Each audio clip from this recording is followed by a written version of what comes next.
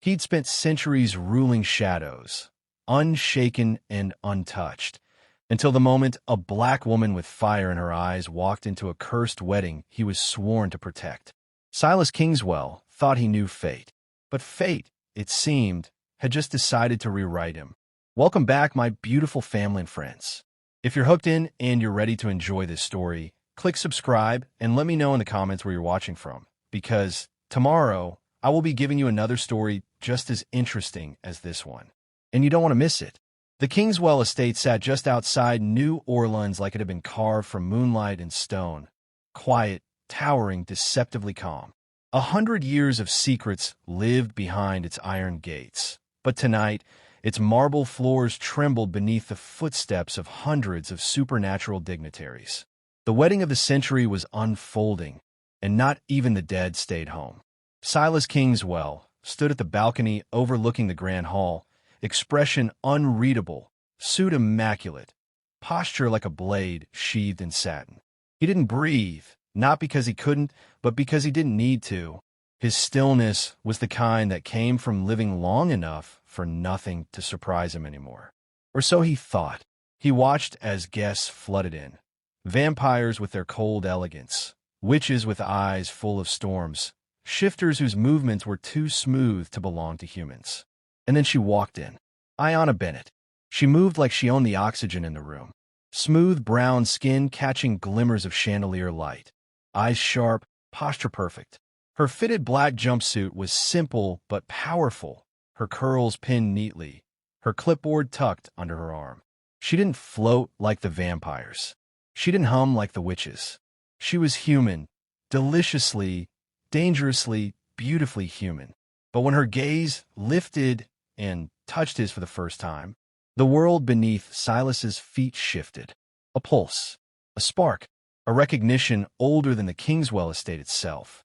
The sole mark on her hand, barely visible unless one knew what to look for, glowed faintly under the lights. A circular mark, like a crescent biting its own tail. Impossible. No, no, no, no. It couldn't be her. Not again. Silas inhaled slowly, the first deliberate breath he'd taken in a century. She turned away before he could move, unimpressed, uninterested, unaware that she had just ripped open a century-old wound in him simply by existing. Ayanna Bennett. Marcus said from behind him, amusement lacing his voice. Try not to stare too hard. She actually bites. Silas didn't look away from her. Who is she to the bride? The event designer. A favorite. And before you ask, no, she doesn't know anything about our world. Marcus came to stand beside him, hair slicked back, tucked sharp, grin annoyingly bright. Ayanna's all business. She's here to work, not flirt. So keep whatever undead cravings you're having under control. Silas's jaw tightened. I don't crave. Marcus burst out laughing. You're craving. I can smell it. Silas finally turned his head, eyes cold. What you smell is none of your concern. That only made Marcus laugh harder. But beneath Marcus's humor was something else, urgency. This wedding wasn't just a wedding. The whole family had ties to several supernatural houses. Their daughter, marrying into the Caldwells, was meant to create a truce that powerful forces did not want. And Silas, ancient, calculating, uninterested in politics, was only here because Marcus had begged him. Keep an eye on my sister, Marcus had said. She attracts trouble. And lately something's been off. Something was off indeed. Because trouble had just walked in wearing Ayanna Bennett's skin. Ayanna surveyed the ballroom, mentally rearranging florals, lighting angles, chair placement. She didn't have time for foolishness, not the late deliveries, not the meddling mother of the bride, and definitely not the tall, pale man who had been staring at her like he knew secrets about her body she didn't know herself. Whoever he was, he radiated the kind of arrogant stillness that came from having too much money and too much time. She rolled her eyes and focused on her job. Ms. Bennett. A nervous assistant called as they hurried toward her. The enchanted flower arrangements. The floral delivery is missing 20 centerpieces. Enchanted? She blinked. Oh, right. The theme. Magic, mystique, ethereal elegance. One of the bride's requests. Ayanna exhaled. Okay, call the vendor. Tell them I need an ETA within 15 minutes, or they can send me a refund and a handwritten apology." The assistant scrambled away. Ayanna lifted her clipboard, but her hand paused as her eyes caught something strange on the back of it. Her birthmark. It pulsed. Just once. Like a heartbeat under her skin. She swallowed hard. Not now. Not when she had a schedule, a deadline, and 2 supernatural-themed pre-wedding rituals to coordinate. "Excuse me," a voice smooth as low thunder said. Ayanna looked up, and there he was, the man from the balcony. Up close, he was worse. Sharper jawline, storm-gray eyes, hair dark enough to blend into shadows. His presence hit her like cold water on hot skin. She lifted her chin. "Can I help you?" He studied her like she was a book written in a language he used to know fluently. "You're Ayanna Bennett. That's what my badge says. You're responsible for the design?" "Yes." Silas's eyes swept over the hall. "It's stunning." Ayanna blinked. Compliments weren't unusual, but this one felt heavy, too intentional. "Thanks," she said coolly. "And you are?" "Silas." A beat. Silas Kingswell. Her eyebrows rose. The Silas Kingswell? The real estate mogul. He bowed his head slightly. Guilty. She forced herself not to react. Silas Kingswell was the stuff of architectural legend, rumored to buy decaying mansions on a whim, restore them flawlessly, then sell them for obscene amounts. "I didn't know the groom's family knew you," Ayanna said. "They don't," Silas replied. "I'm here for Marcus." "Oh." She turned slightly. "Well, if you need anything." "I do." His voice softened. Dangerously. Ayanna's breath snagged unexpectedly. "What exactly?" Silas's eyes didn't leave her face. "A conversation." She blinked. "About what?" He hesitated. For a second, a single, flickering second, he actually looked unsure. "Fate," he said quietly. "Or something that looks very much like it." Ayanna stared. Oh no. He was handsome, yes. Intriguing, sure.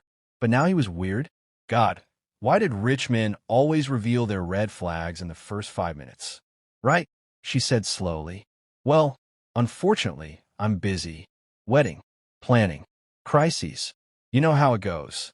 But before she could step away, the ground trembled, just slightly, like someone had breathed wrong, and the air responded. Silas tensed. His pupils thinned, sharpening in a way that humans couldn't do. Ayanna didn't notice, but Silas did. Something was coming. Upstairs, hidden in the rafters where human eyes couldn't see, a cluster of hooded witches chanted quietly. Their fingers dipped in obsidian ink as they painted invisible sigils into the air. The wedding must not happen. The bride must fall. The union must die before it begins. Their curse began to coil down like smoke toward the ballroom, straight toward Ayanna. "Ms. Bennett." Ayanna turned as the bride's mother hurried up, frantic. "We need you backstage. The pre-ceremony altar is collapsing." Of course it was.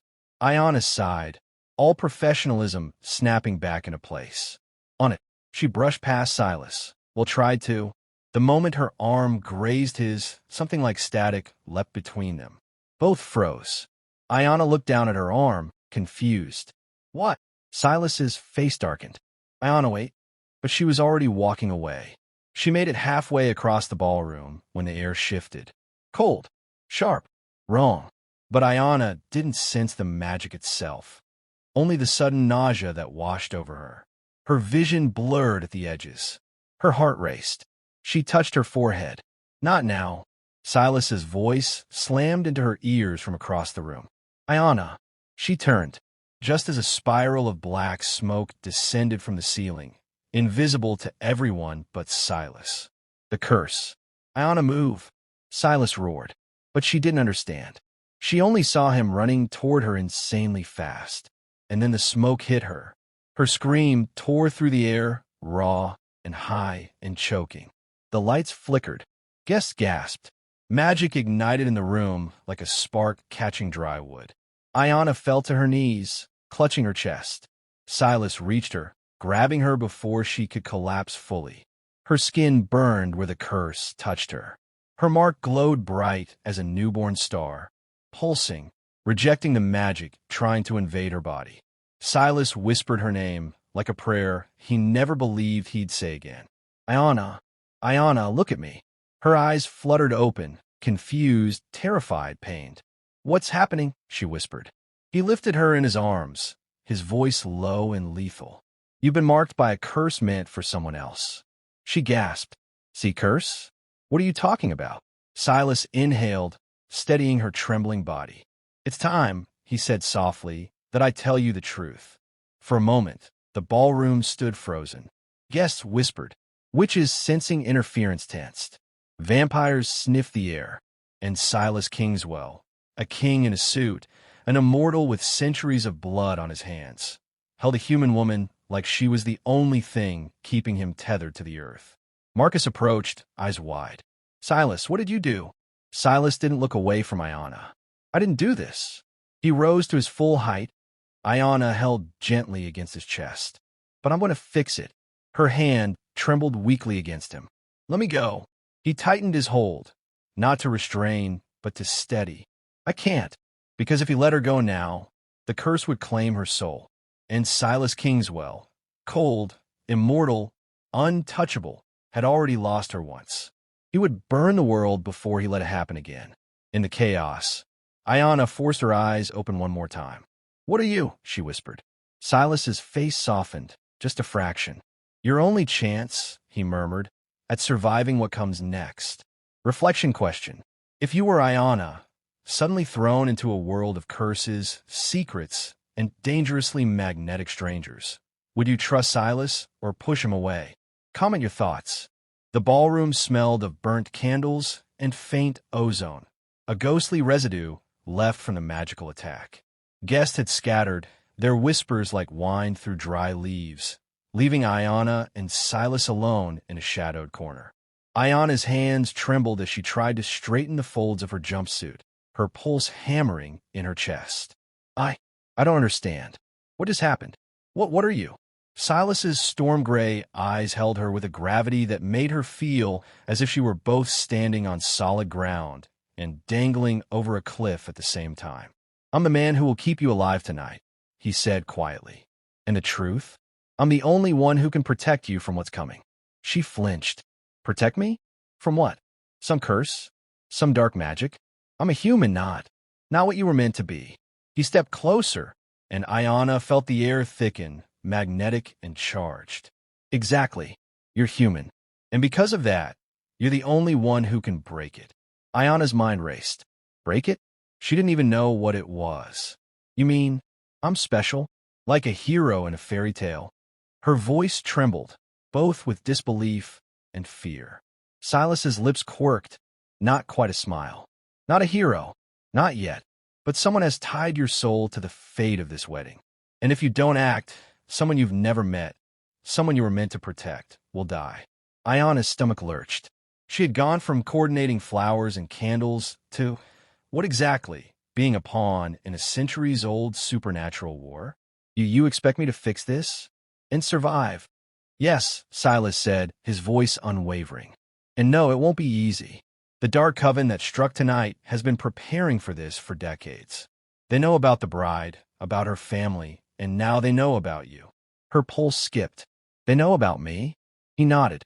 And I have to keep you alive while you figure out how to undo the curse. That's why I need to stay close. You're not safe otherwise. Ayanna swallowed, gripping her clipboard like a lifeline. You mean, I have to trust you? He let out a slow, haunted sigh. I was hoping you'd say that. Because whether you trust me or not, I will protect you. For the first time, the fire in her veins matched the fire in her heart. She had always been cautious, always logical, always in control. But there was something about Silas, a presence that didn't ask for consent yet demanded attention, that made her blood race. You're impossible, she said through gritted teeth. And you, he murmured, his eyes never leaving hers, are the impossible part of my life I never knew I needed. Her breath caught. They moved quickly through the halls behind the ballroom, avoiding guests and supernatural dignitaries alike. The faint hum of magic still lingered in the air, and Silas's senses were taut, scanning for the smallest tremor. Ayanna felt her pulse echo against his chest as they reached a private stairwell leading to the estate's underground chambers. So, where exactly are we going? To somewhere safe enough for you to think clearly, Silas replied, voice low. There's a library below. Ancient books, old tomes, spells, rituals. One of them may have the key to undoing this curse. She frowned. And if it doesn't? He didn't answer immediately. Instead, he reached for her hand, not touching, just brushing against it, and the touch sent a shiver straight to her spine. Then I'll carry you through whatever comes next, he said simply. Ayanna felt herself stumble slightly. The air between them was electric, more intense than anything she had ever felt. She had never believed in fate or destiny, but right now, staring at him, feeling that pull, she questioned everything she thought she knew. The underground library was a cavernous space, lined with shelves that climbed to the ceiling. Candles flickered along the walls, illuminating dust motes dancing in the air. Books bound in leather, gold leaf, and vellum were stacked neatly, as if waiting for a hand brave or foolish enough to open them. Silas placed her gently on a chaise near the center. Sit. Breathe. Let me help you understand what's happening. She obeyed, though she felt more nervous than obedient. Okay, then start talking. He pulled a leather-bound book from a shelf, ancient and heavy. Opening it, he pointed to a diagram of intertwined circles, symbols glowing faintly under candlelight. This is the curse that touched you tonight. It's old, older than any living vampire in this room.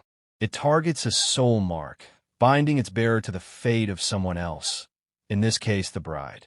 Ayanna's eyes widened. So, that's me? I'm tied to her. Yes.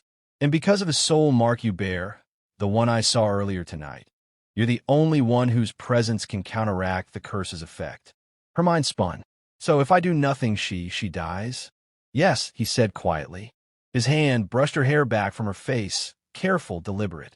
Or worse, the curse spreads. Ayanna shivered. And you going to help me? I'm going to protect you, he corrected, and guide you. His gaze softened. I won't let you die, Ayanna. Not tonight. Not ever. Her breath caught again. She could feel the intensity of him, the centuries of control barely held in check. The tension between them was undeniable, magnetic, dangerous, and she was drawn to it. Hours passed as Silas taught her how to harness her innate connection to the curse, guiding her through rituals that required focus, energy, and trust. Each instruction brought them closer, forcing her to lean into him, both physically and emotionally. When she faltered, he caught her, their bodies brushing, sending sparks through her like nothing she had ever known. Trust me, he whispered. I'm trying, she murmured, heart pounding. You're stronger than you know, he said. The connection between them deepened, the air around them thick with a mix of danger and desire. Finally, the moment came. The bride's altar had been prepared, the coven closing in, magic swirling like storm clouds above the estate. Ayanna stepped forward, guided by Silas's steady hand. The symbols she traced began to glow. Light pulsed from her hands, merging with the shadows of the curse. Silas stood close, his presence anchoring her, whispering instructions in low, urgent tones. Their hands brushed again as she didn't pull away. The magic reacted to her will, to the marks she bore, to the connection they shared. With a final word of power, the light surged, obliterating the dark smoke, breaking the curse entirely. The coven screamed, their influence evaporating in the purifying light. Silas held Ayanna close as the energy settled, his lips brushing her temple. You did it. She exhaled shakily, relief flooding her. We did it, she corrected, glancing up at him. His gray eyes softened, the weight of centuries melting into something tender, vulnerable. You saved more than just a wedding tonight, Ayanna. You saved me. Her lips quirked into a tired smile. I guess I'm full of surprises. He let a low laugh, and I thought I had nothing left to lose. For a long moment, they simply stood together, the storm behind them finally settling. Their hands intertwined, their hearts in sync, their souls, fate-bound and unbound, finally aligned. Later, the guests returned, unaware of the supernatural battle that had just unfolded in their midst. The wedding went on, stunning, elegant, perfect. Ayanna moved with confidence, managing details, adjusting flowers, and smiling politely at distracted dignitaries. But when her eyes met Silas's across the room, the unspoken connection between them was electric. After the last toast, Silas approached her in a quiet hallway, hands brushing against hers as he spoke. "You've changed everything, Ayanna. Everything in my world. And I can't let you go." She smiled softly, heart racing. "You're not getting rid of me that easily." His lips curved into a slow, predatory smile. "Good, because I'm not planning to try." And in the shadowed hallway, under the soft glow of candlelight, Silas Kingswell leaned closer. Their foreheads touched, breaths mingling, the centuries of loss, longing, and destiny finally finding a home in each other. They stayed like that, holding on to one another, until the first light of dawn crept across the estate's marble floors. The world outside could wait. Fate could wait. Danger could wait. Tonight, they had each other. And that was enough. Reflection question/CTA. If you were suddenly thrust into a world of magic, curses, and centuries-old destiny, would you trust someone like Silas immediately, or take your time to understand them? Comment your thoughts below. Thank you guys for watching, and please do not forget to like, subscribe, share, and watch till the end. I love you all.